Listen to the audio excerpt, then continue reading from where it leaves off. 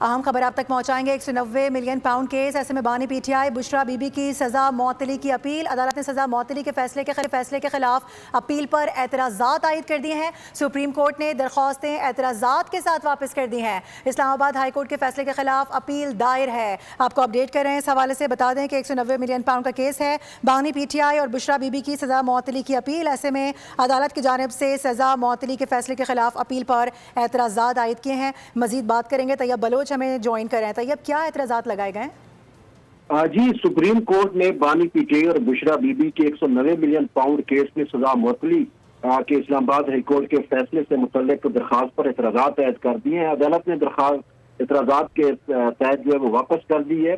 Registrar office کی جانب سے دائر اعتراضات میں کہا گیا ہے کہ قانون میں ترمیم کے بعد کیسز کی اپیل اور سزا معطلی کا معاملہ اب سپریم کورٹ نہیں بلکہ وفاقی آئینی عدالت سن سکتی ہے۔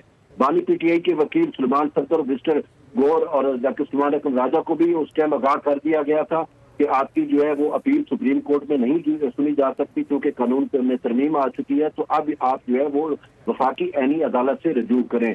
تاہم یہ وکلا جو ہے وہ سپریم کورٹ میں پہنچے اور ان کا یہ کہنا تھا کہ ہم رجسٹرار آفس کے اعتراضات کے خلاف اپیل سپریم